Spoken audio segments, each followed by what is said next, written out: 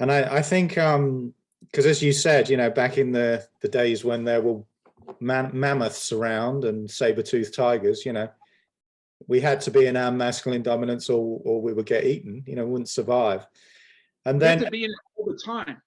Yeah, but then also, you know, today, most men most progressive men or couples, you know, we're also going beyond those more traditional roles of men are in the position of being the provider, you know, women at home with the kids, you know, the men are the ones who are always driving the car, you know. And so do you find, because I think it's really interesting, it just makes a lot of sense what you're saying, and it also resonates with what we're discovering in our collective, that there's something about these deep primal, you know, like, you know, when we do certain activities on our retreats just to really get in touch with that, you know, raw masculine hacker, you know. Yeah. You know, like last retreat we went go-karting, you know, and it was super competitive, you know, and we do a tug of war every year, you know, and Portugal versus the rest of the world, and the rest of the world's winning so far. But normally, you know, in our regular meetings are more, you know, in a circle, you know, we do some meditation at the beginning and, you know, an inquiry and a lot of sharing in that way. But the retreats, you know, when we have a longer time together, a big part of it is really inhabiting this raw masculine, you know, warrior spirit, you know, and it's just so enlivening, you know, it's so ecstatic, you know, to allow, when men allow themselves to be that which is so taboo, you know, in post. And for many men, it's like, it's a revelation. It's like getting in touch with a kind of a long lost, as you say, instinct that has been buried and denied, you know, their whole lives. And but I think what an interesting challenge in terms of, like you said, you know, it's one thing to inhabit that, like in a retreat situation or in the bedroom, you know, as you were saying, you know, David Data often speaks to. But to really, you know, become to become the continuum, if you like, the current of one's disposition in a time when, you know, we're not necessarily inhabiting those traditional roles in the same way, you know, that maybe the woman's earning more money, going out to work. Maybe, you know, she's a lot better driver than you are. You know, my wife, a lot better driver. And so, you know, this is one of the reasons I think, because obviously it's not about going back to those more traditional social roles necessarily, but it definitely, this is one area I see of the collective as just being such a help, you know, because then men who are, it's like a constant a place to tap into this male dominance, as you're talking about, this pure masculine strength and energy, you know, that's not necessarily going to be enacted day by day in the social roles and structures. Do you see what I'm getting at?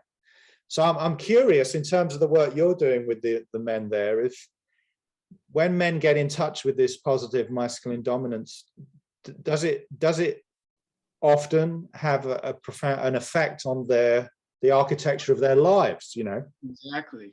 It's a great question. It does. Yeah. It does. Because, so there are multiple frequencies of dominance, as I would describe it. So you could be really dominant in your passion.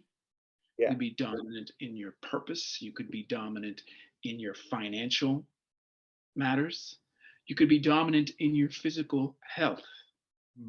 You could be dominant with your woman. Now, what do I mean by that? You're just basically a master in those areas, okay? In the sense that you've achieved a really high degree of competency at the level that you need to be at. Yeah. So you could be financially dominant, and if you're hitting your financial goals, you kind of mastered it at that level. It may be 6 figures a year, whereas dominance for another guy might be $1 billion a year. But you're hitting your frequency of dominance. Okay, so in the academy, we specialize on dominance in relationship. That's the frequency of dominance that we're using. But that is arguably, I would argue it's probably the most important frequency. And I'll tell you why. Because if a man is dominant out in the world, but emasculated at home, you're not really dominant. I mean, he's got one dominance, he's got frequencies of dominance outside of the house. But if he comes home and his woman isn't wearing the pants, leading him, judging him, well, this man is going to be fundamentally living kind of an inverted reality. Right. Like the most important person to him, his woman, is in the masculine pole where he should be. Right. That's a real problem. And it wreaks havoc systemically in his life. So even if he's awesome on the job as a CEO of a corporation, but he goes home and he's emasculated by his wife, well, that's going to affect his job performance. It's going to affect his happiness as a human being. Now, let's say he gets into the academy and he learns to reverse the inversion, and he takes the masculine pole with his woman. She takes the feminine pole. He becomes dominant in relationship. That will have a systemic effect on the rest of his life, because the primary inversion, which was eating away at his heart and soul, has been solved and is no longer undermining him energetically at most basic level. So there are men who were emasculated with their women, entered the academy, went through the program, and toward the end of it and after they graduated, it's changed the way they show up at their jobs as CEOs, as managers, etc. Because what happens is when you really learn that you can lead a woman, you have so much more faith that you can lead yourself as well. And a lot of men who come into the program, they even have, a lot of them, maybe most, have issues leading themselves. Yeah. And this is something that I point out to men at the beginning. I'm like, you need to know why you're on planet Earth. If you're lost and if you're aimless, you don't have clarity, focus about what you're doing with your life, you're not going to have that power. Yeah, that's foundational. Yeah, and she will feel that. She'll feel that you're lost. She'll feel that you are adrift and you don't know what you're doing with yourself.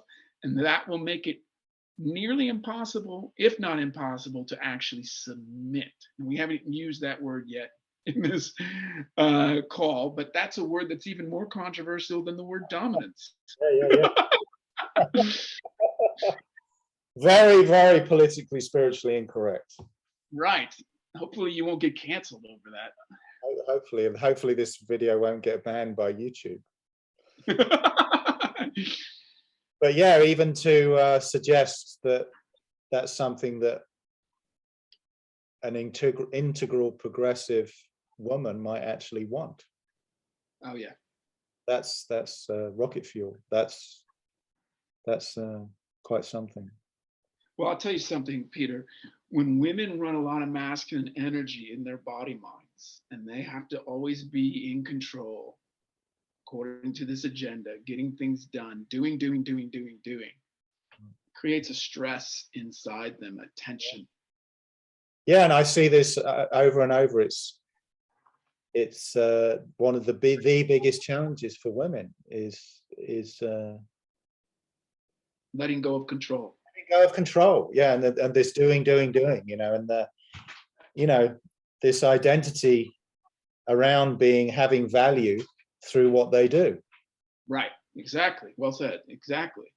And so what we coach in the academy is your value as a woman doesn't come through what you're doing. It's coming through your feminine self-worth is the vulnerable sharing of feelings, needs, wants, desires, problems, and asking permission as well. So feminine self-worth is not some static entity, some abstract category. Right. It's actually an activity.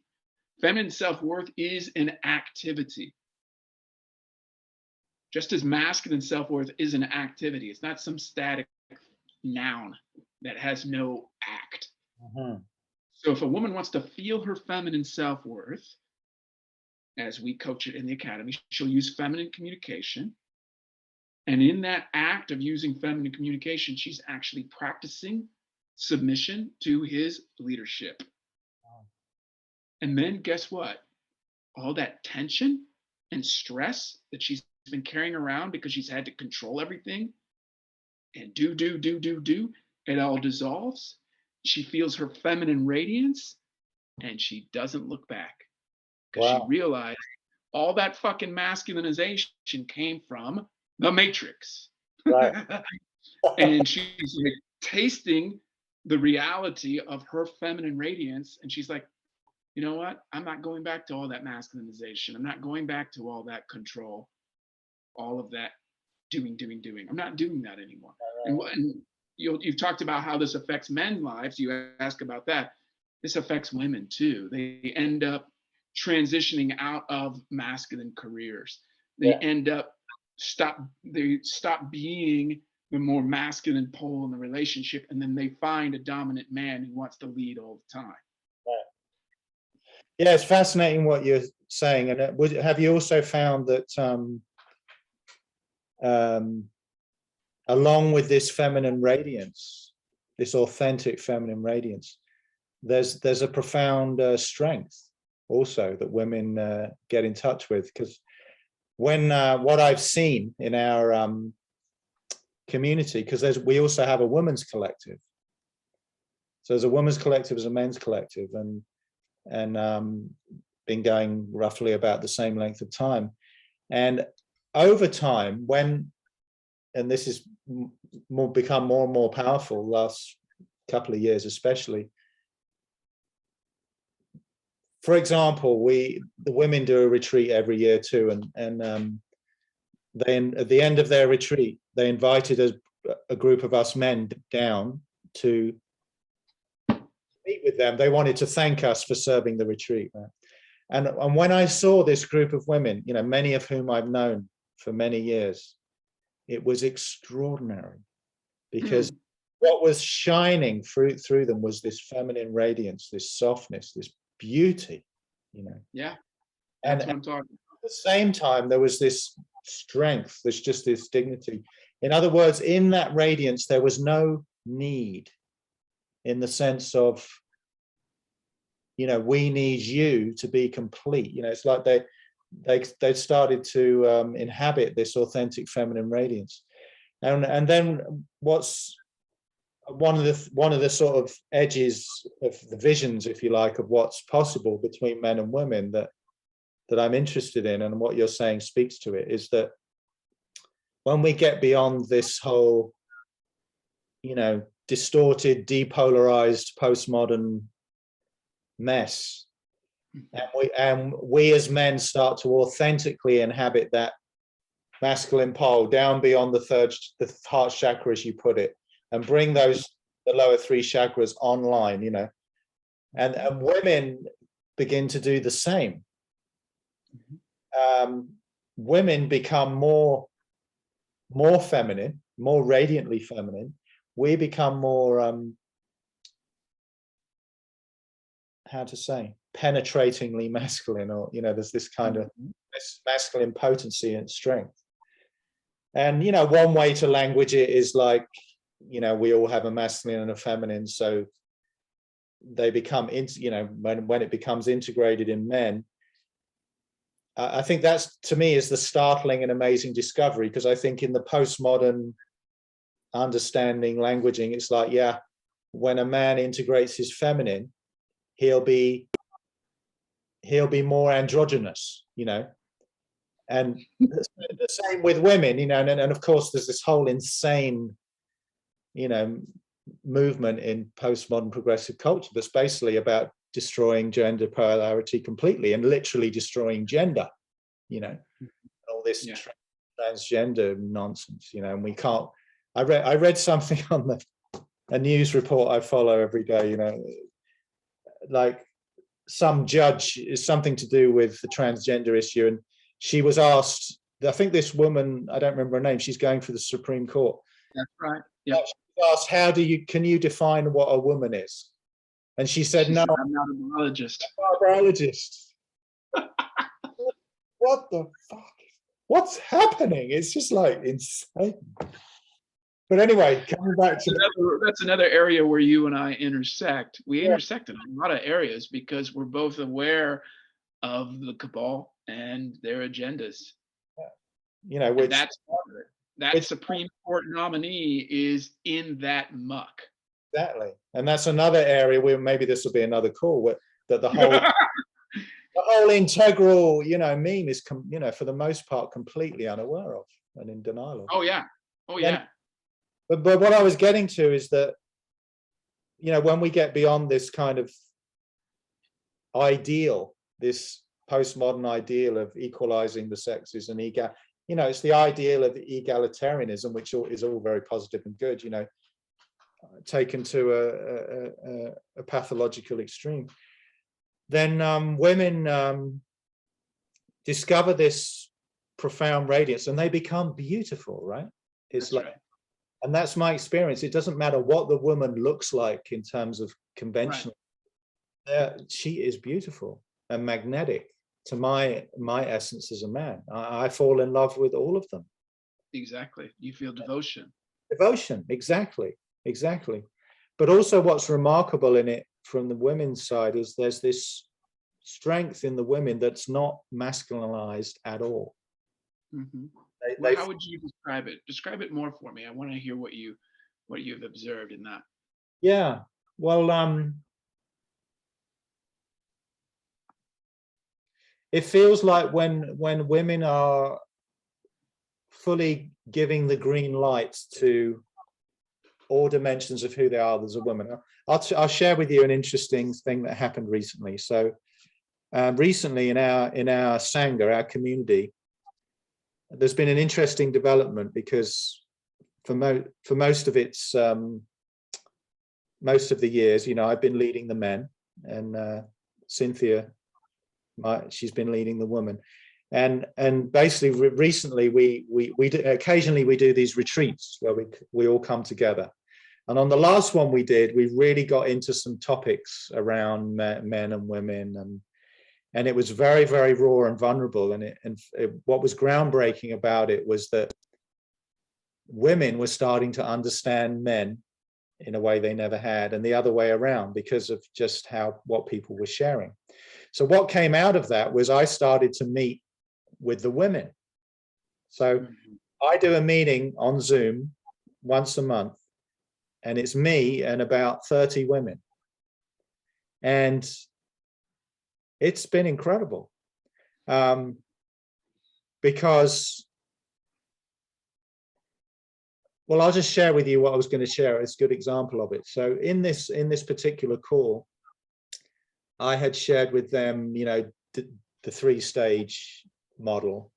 You know, we were talking about what women want through the lens of the 3 stages. You know, so the first stage is like, well, women want a man to buy her a bunch of flowers occasionally and carry her bag and that kind of thing, open the door for her. Stage 2 woman, she wants a man who's going to treat her as an equal and all that stuff, you know.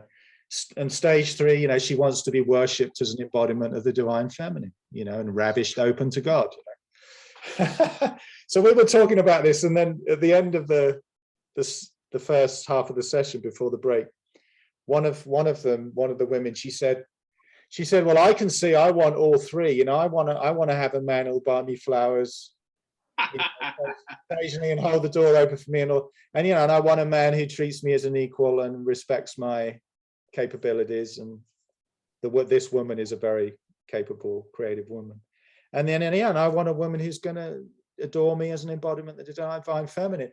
And then she was like, oh, look at what an egomaniac I am.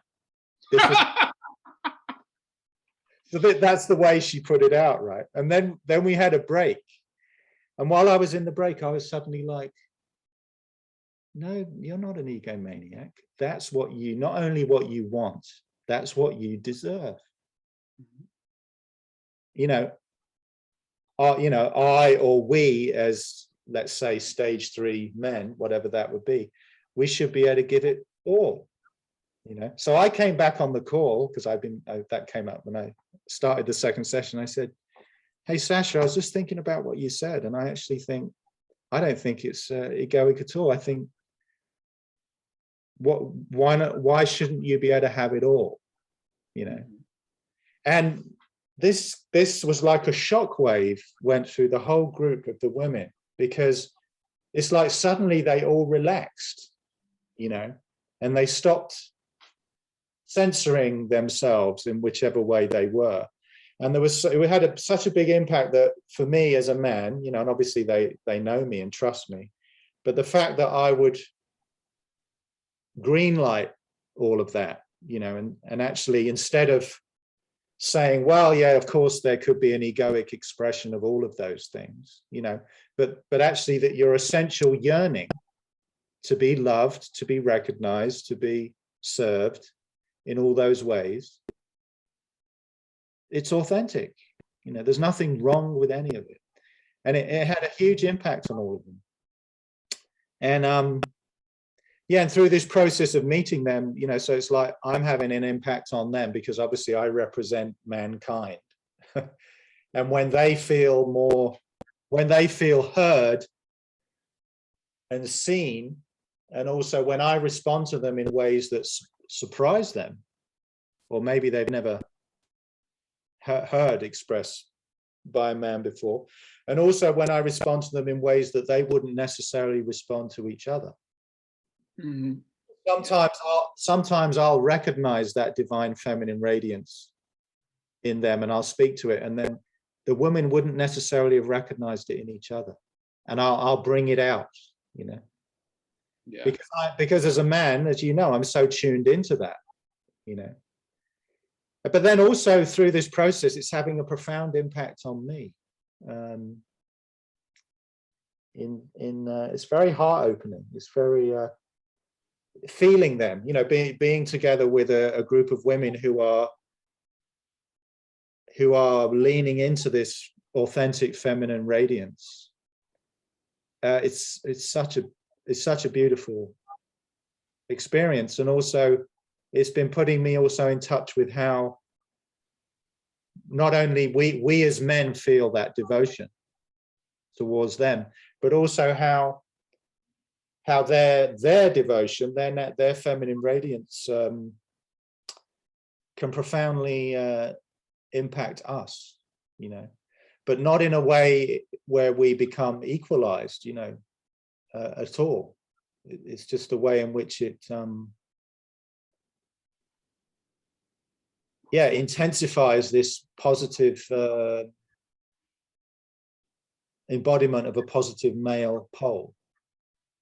You know? So I was going to ask you, do you talk to the men about what third stage kind of data orientation is for them? Well, how would you describe it to them? Yeah, I mean, we've listened to a lot of David Data, and so they're quite familiar. I do share aspects of his approach. And I, you know, broadly, one way to language it that we very much resonate with, and I've used as a motif, is that strong spine and open heart, you know. So I would say all the men of the collective are embodying to different degrees that third stage potential. And while there's some men who are have that masculine pole, you know, more strong in their natural disposition, I would say the biggest challenge for most, because most of them are spiritual, progressive guys, it's actually getting beyond that postmodern emasculation to whatever degree, you know, embodying an authentic masculine while standing in devotion and vulnerability. So this is where we're very much on the same page. It's very interesting. But I think, what's also interesting to me is not only what we're incubating as a collective of men, but how that interfaces with a collective of women who are engaged in the same work on their polarity, you know. Yeah. So how do those communities, how do those two different groups interact at the retreats? Well, so far, as I said, we have a men's retreat every year and a women's retreat, and all of the men and women who are committed members and students, they all go on retreats. So, you know, usually it's for a week or whatever. Actually, this year we're going to do 10 days, the men. So, and in those retreats, it's very creative, and it's been very, yeah, just some very experimental stuff that we've explored. And then when we come together, so far, it's been more in the context of teachings, discussions, you know, inquiries. But those inquiries and discussions, and obviously a lot of the relationships we have, because many of the men and women are in sexual relationships also. The work that we do as men and as women informs all of that interaction. And I just think it's so healthy. You know, it's like, you know, it was interesting when I interviewed Jed Diamond the other day, because he's been in the same men's group for 43 years. Wow. And he's incredible, isn't it?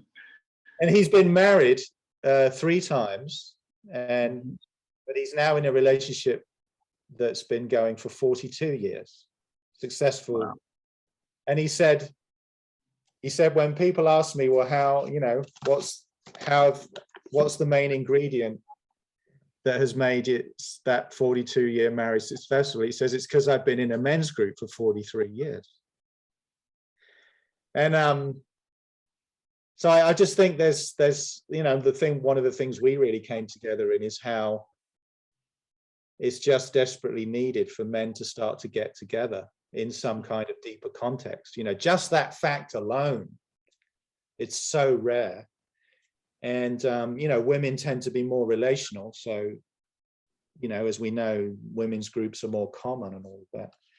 But, you know, whatever modality it might be, I think just the fact of men getting together beyond just you know, the usual banter down the pub football match, you know, you know, it's so needed. And but yeah, you know, what I'm really driving at is the value of men doing their work, let's say, coming together as their own tribe, and women doing the same. Yeah. And that when that happens, it in terms of man-woman relationships then, and especially sexual relationships, it takes so much pressure off the relationship, because, well, a few different reasons. One is you're not looking for the woman, or the woman's not looking for the man to fulfill your every need in terms of relationship, you know, because you find so much when you're together with men, you know, when the women are together with women. And it yeah, and it also gives a vehicle for the men to, just to relate this to what you're doing, to you know, to work through their issues, and also to find that positive, you know, that fundamentals, let's call it spiritual self-confidence that we were just talking about, that a man has to know why he's here. He has to be on purpose, you know, that's foundational. And that's something men can really help each other do. You know, a woman can't really help you with that, or shouldn't be helping you with that, you know. So yeah, I just think there's so much value to this kind of work that we're both engaged in, that's, you know, men, women, but as you say, it's in the context of relationship. Well, you know, it's interesting because from the post-spiritual perspective, it's kind of like an incarnated spirituality. Yeah. When we get men and women really in their feminine instinct and masculine instinct, it's not like you're at Fox Hollow and you're talking about transcendental impersonal awakening. But this kind of awakening that we're talking about is actually very personal. Yeah. But it's shorn of the transcendental language. Yeah. Like when I help men become dominant, women become radiant. By the way, the typical nomenclature is dominant submissive, and I tweaked that. I changed it. I said dominant radiant. When we get women and men to be in that radiance and dominance respectively, it's actually a spiritual endeavor, spiritual act. Why? Because they really are incarnating at that third chakra, which is the one that is the most associated from, I think, of all. I agree. Especially because when you vilify masculinity, you throw off femininity too. And so the postmodern agenda, the cabal agenda, is to emasculate and eradicate masculinity. When you truly do that, and that's your agenda, and it's planet-wide, you fuck up femininity too. Yeah. Because when you remove the masculine, then women have to become masculinized to compensate for the absence of that masculine energy outside. And then because masculinity has been vilified, then the men have to become more feminine in order to avoid the bullets. Exactly. And so when you get them healthy, when you get men back into their masculinity and women back into their femininity, and you reverse the inversion, as I call it, then that is actually profoundly spiritual. But you're not even talking about nirvana and non-duality. You're actually, it's what Wilber would call more of like a translative endeavor superficially, but it's actually quite transformative. So the translative endeavor is to make the ego more comfortable in samsara. The transformative endeavor is to basically plug the ego into the divine so that it wakes up and realizes its supreme identity, and it's no longer that constricted, contracted, tiny little ego. But it's like the cosmic ego. I am that. Right. Okay. So, like, what we're doing is simultaneously, as the way I would frame it, using the translative, transformative thing, is we're working with the ego, but we're also doing transformative work as well. So we're doing translative with the ego, getting these men and women to understand their masculine and feminine, respectively. But it is transformative because when they are no longer dissociated from their masculinity as men and femininity as women, they can become really healthy. Yeah. Really healthy. So imagine like being at Fox Hollow and being a woman who's so caught up in the impersonal, transcendental, and the hyper-masculine environment, and you're not wearing a dress. You wouldn't dream of wearing a dress. You're very masculinized. And then the men, okay, are all submitting to the hyper-masculine figure of Andrew Cohen. So they're not actually able to really incarnate their own dominance and masculinity without him being right there, breathing over them all. Right. And so from this perspective, you can see why it would be dysfunctional, because like there was only one dominant man there. Like we in the academy, we want all men to be dominant. There is a growth hierarchy there. Yeah. So I'm a senior coach. I'm coaching coaches. I'm coaching students. But it's a growth hierarchy. It's not a dominator hierarchy. So my coaching is for the self-actualization of the men. I want every man in there to be dominant. Yeah, that's exactly my approach as well. Natural hierarchy. And I often say, look, I don't want a bunch of followers, you know. Yeah, I don't either. I really don't want that. I just don't get off on any of that guru disciple energy. Yeah, and interestingly, you know, even Andrew would say the same. You know, he was an integral. You know, he was very close with Ken Wilber and all of that. But you know, when you know, some of his, I'm talking about the men, because the men thrived a lot more than the women did for this reason that we're exploring. But you know, when a lot of those men, and if I had been there, I might have been included. You know, we were growing. You know, we were meeting him in many ways. You know, we were becoming self-actualized. And actually, the reason I left when I did was because I knew I'd fundamentally learned everything I went to him and went there to learn. But I knew there was a cap on my capacity to self-actualize. You know, it was absolutely, there's a ceiling. You know, there was a ceiling, and you know, there were some people who really thrived because their gifts were valued. But you know, I had to leave, and you know, and then everything that's happened since is just demonstrated that it was the right thing to do. But yeah, you know, that just what you said about the dominant male, the one dominant male, that's also very interesting, because and this is why this whole matter of a growth hierarchy is something I really think is a leading edge to really authentically do it for real. It's quite something, because there's something very healthy about a strong verticality, you know. Oh yeah. And but to be doing that in a way where it's like, come on, you know, you guys can meet me. Exactly, that's the difference. I have a core group of men. So there's a core group of men. There's 5 of them. So 5 of them, and they're, you know, they're explicitly core men because they've demonstrated in terms of consistency and their capacity to lead. And you know, so my encouragement to them is for them to lead with me, to take responsibility. You know, so they're leading a lot of the smaller groups we have, because we also have weekly groups in smaller configurations, what we call holons.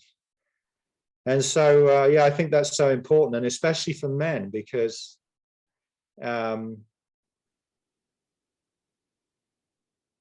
yeah, men, I've actually, I'm sure this is something you've come up against in your work, is the whole projection, you know, that gets put onto you as a leader, which is often to do with their father figure, you know.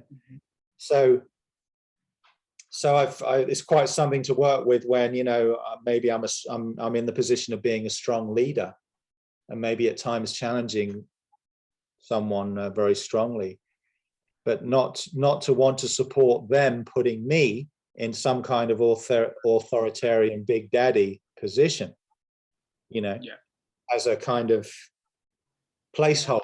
You know, it's like, okay, so I'm kicking your ass now, you know, take it. You know, okay, now you responded. Now just relate to me as a brother.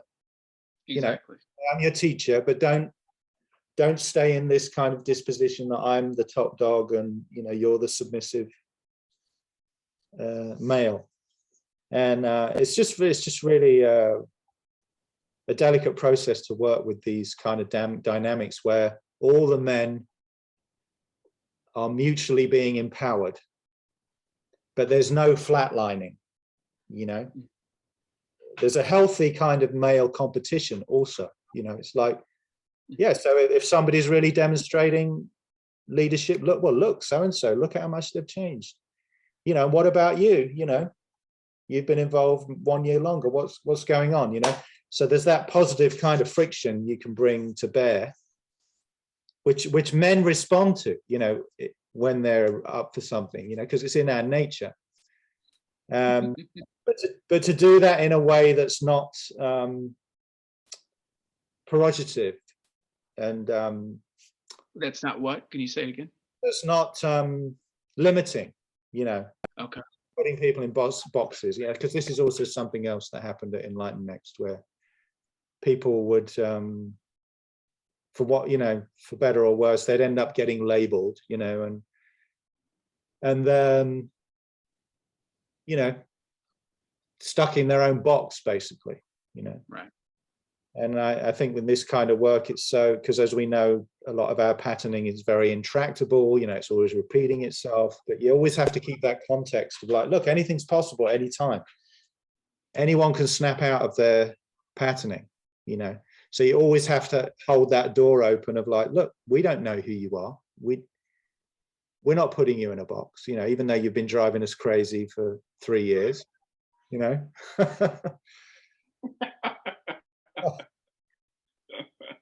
So anyway, I'm because I can relate. yeah, just rambling a bit here, but I'm sure you can relate with a lot of the delicacy of being in the kind of positions we're in. And yeah, it's when I was practicing at this Zen monastery, I remember one of the abbot at the time. He was like explaining to the sangha what it was like to be there at the head of the zendo with a few hundred people looking at him, all of them projecting onto him what they thought about him and how they idolized him or whatever, and to be on the receiving end of all that.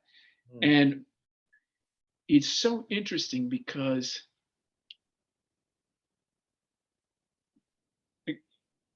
when I showed up on Facebook and started just sharing this stuff, I did notice that people would do that, but I would just be like, you know what, I'm just here to share what I see. That's it. And I found in the academy, it's just like there's so much work to do that I don't even have time to, I don't know, bask in any kind of adulation. I'm just too damn absorbed in what needs to be done. I can totally relate. It doesn't really do anything for me, although I don't object to it. It's just like if someone wants to show me some great love, I'll take it because that's like sunshine. But it's like we got to keep this train on time, and we're really serious about what we're doing here, because so much of the fulfillment comes through the actual coaching and work itself. And then anything that people give is kind of like in the form of compliments or whatever. It's like receiving some nice love, but it's not where it's like this guru who just kind of feeds off adulation, right? Because for me, that's all actually really swampy. Like, I honestly, to be honest with you, I don't want everybody's attention just entering me all the time. I want us to be focused on the work. I don't want to be penetrated by all this adulation, attention, praise, compliments. If it happens, it happens. But really, hey guys, instead of focusing on what you think about me, let's focus on what we're doing here. Exactly. That's why I call it the men's collective. Yeah. So we were just discussing how moral relativism emasculates men because they cannot feel truth in their bodies. Right. And that this postmodernism, generally speaking, that relativizes morality, relativizes truth, is not some arbitrary development in human civilization. It is a deliberate co-opting of human freedom. Right. Because when you relativize truth, men cannot lead. You lead based on the sense of truth inside you, the sense of morality inside you. When those two things are taken offline and relativized, men become emasculated. They have nothing to lead if they have no moral compass. Exactly. If all truth is relative. Right. Yeah, this is I'm totally with you, but it's really radical. I mean, I hope a day is going to come where, you know, the leading edge of cultural development, let's call it integral, actually realizes that the postmodern green meme is not actually a natural outgrowth of cultural higher development. Obviously, some aspects of it are, we could say, but So we're kind of talking about the pathological iteration of the green level of environment, in green level of development. and also kind of conflating it with postmodernism. There are some distinctions, and it's been a while since I've studied those distinctions. But what we are looking at as what could be called an aberration, like steering humanity down a certain path of relativism, of identity politics. And these have actually accelerated into wokeism now. So 20 years ago, you could see the seeds of what is now wokeism, and it's full blown. And it's the normalization of insane perspectives. Okay, that like men can have periods, and if you don't believe that, you're an oppressor. Yeah, and you can't define what a man or a woman is if you're not a biologist. Exactly. So that's where we've seen insanity normalized, and people not knowing what to do, because part of them knows that this is fucking insane, and that men who get gender reassignment surgery competing against women in swimming and beating them is wrong. That's fucked up. But how do you call that out if there's no such thing as truth? Exactly. Right? If there's no such thing as biological essentialism, and that's all arbitrary social construct. Well, actually, here's what I say. The idea that everything is a social construct is itself a social construct. Right. Okay. There are social constructs that are anchored in biology, which is how they arose. So when we talk about gender roles, that's actually connected to biology of male and female physiology. And that's how those gender roles evolved. So the gender role that is described as a social construct is actually rooted in biological essentialism. Now, there are social constructs that aren't rooted in biological essentialism. And that social construct might be like, basically, sorry to say this, transgenderism. Like, that's not rooted. Okay, I don't have any prejudice against trans people, but I will call out the trans agenda. Exactly. These people are, I still love them, okay?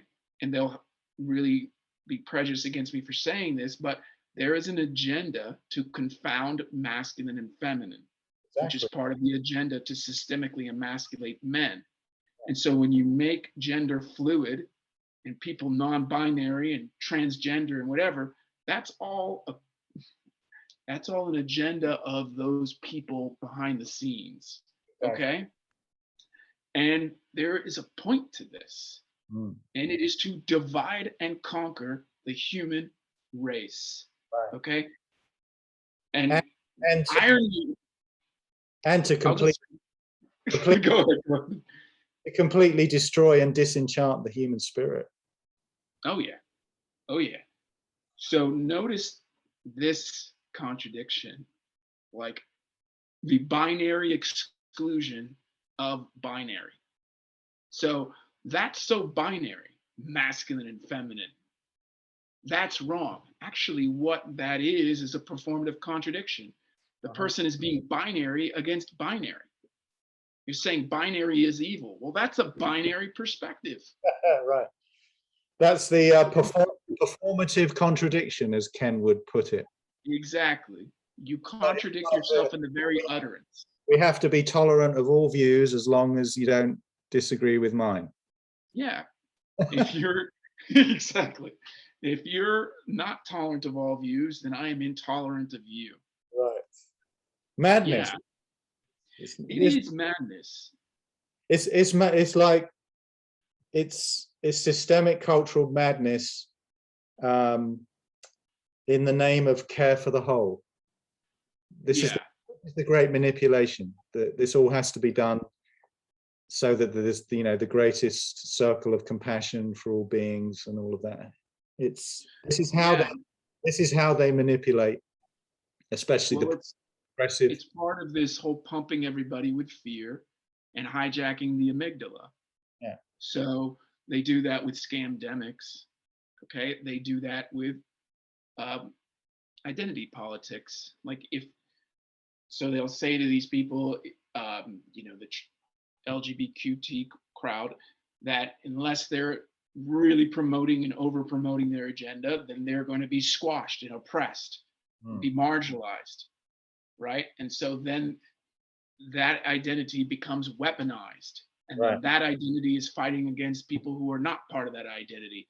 It's because those LGBTQ people feel like they're going to be wiped out if they don't continually vocalize their concerns. They don't want to be oppressed. But then that gets weaponized, and now there's a conflict. And then in order to ensure these LGBTQ people are taken care of and not destroyed, we now have to change everything about our culture to accommodate this minor faction. And in fact, what happens is now they're colonizing. Yeah. Listen, if LGBTQ people want to have their own things, that's great. I don't have a problem with that. But they can't force me to start talking and doing certain things to accommodate them. So if I want to say straight and they say, no, you can't say that, you must say cisgender, then all of a sudden what's happened is I'm now being colonized by something in the margin, right? And I won't tolerate it. And I don't give a fuck what anybody says to me about it. It's like, I'm against racism, right? I can't stand racism. But there are people who say I now must be anti-racist. So it's not enough just to be against racism. I must be now going out everywhere and actively calling it out everywhere. I must be on the hunt. That's what anti-racism is. I must be on the hunt against racism. So now this tiny faction is now basically puppeteering my consciousness and saying, I got to go out and do these certain things, believe these certain things, or I'm a bad person. Right. Yeah, it's madness. We all have to take the knee. That's right. And so you and I are old enough to actually remember life before this insanity. I mean, it's been insane for as long as we've been alive because this agenda has been in play for, well, some say thousands of years, and I agree with that. But it's like the agenda to basically invert reality. Why? Why do these people behind the scenes, I'm avoiding the C word because I don't know if that'll activate the censors. Why are exactly right? Why are these people behind the scenes need to invert reality and turn things upside down? Why? Because when we are most confused, we are the easiest to control. Yeah, exactly. So if I'm out of touch with my body, because you've got everything fucked up in my mind, well, it's very easy to just lead me wherever you want me to go. Exactly. Why? Because I'm divided and conquered against myself. Yeah. If I'm a man not in touch with my masculine instinct and I'm gaslighting myself, I am divided and conquered in myself. Yeah. And you get to control me and divide and conquer me from everybody else. Exactly. And meanwhile, while I'm fighting myself and I'm fighting them, I sure as hell am not seeing you. Right. That's very well put. I think that's a perfect description of the agenda and the madness that we're in the midst of. Yeah. I'm an optimist at heart. I think a new day is on the way. I do too. I actually do. You know, what these people have discovered is the greatest resource is not gold or diamonds or whatever. It's an enslaved human being. So we ourselves are the resources. Right. But the reason why we're so valuable as resources is because of the genius that each of us is capable of. Exactly. Right. I view, well, I'm going to say the C word, cabal ontology. There's a cabal ontology on our head, sucking the kundalini out of us, as it were, sucking the vital life force. Once that cabal ontology is removed, every human being has that vital life force, that lightning, that kundalini, all of us, that can then move toward self-actualization and genius in a way that was not possible when the cabal ontology was stuck on our head like a face hugger from Alien. Yeah. And that's where we're going now. Yeah. Because here's the thing, Peter, to sustain inversion requires tremendous energy. Okay? And the reason it works is because we all believe it. So they've got to invert reality from the moment you exit the womb to the moment you die. But the reason it works is because we're all similarly hypnotized by this inversion propaganda. Once, and the way I've said it is that imagine there are 100 people. 50 are awake, 50 are asleep. Okay? If you awaken 25, you go to 75 awake, 25 asleep. Then that 75 exert a tremendous influence on that remaining 25. They lose 12. Well, that's 87 awake and 13 asleep. Those 87 now work on that 13, and it becomes exponential. And that energy that is required to sustain the inversion is dwindling because it's totally dependent upon us believing it. That's it. That's it. Yeah, more and more people are not believing it. And just to say, though, just to put this conversation in a context, I think it's so important that people like yourself, you know, let's say spiritual leaders, integral leaders, leaders in the field of cultural and personal development, have the guts to speak out about this. Yeah. Because I see that as a big part of the problem. Yeah. You know, as you have all these relatively awakened people, you know, some may be very awakened, you know, who are doing all kinds of, you know, evolutionary work in different fields, but they're all in the matrix, right. And they don't know it. No. And I know, you know, I do know one or two that know more than that, but they don't have the guts to speak out about it. Why? Well, it's not going to be very good for business. Yeah. You know, they're going to be vilified, they're going to be attacked, they're going to be labeled a conspiracy theorist, all the rest of it, you know. But anyway, it's just great to speak with you and just resonate on this level too, because it's an astonishing thing to me that it's actually some of the more apparently awakened integral thinkers and minds who are the most resistant to even looking at the empirical evidence.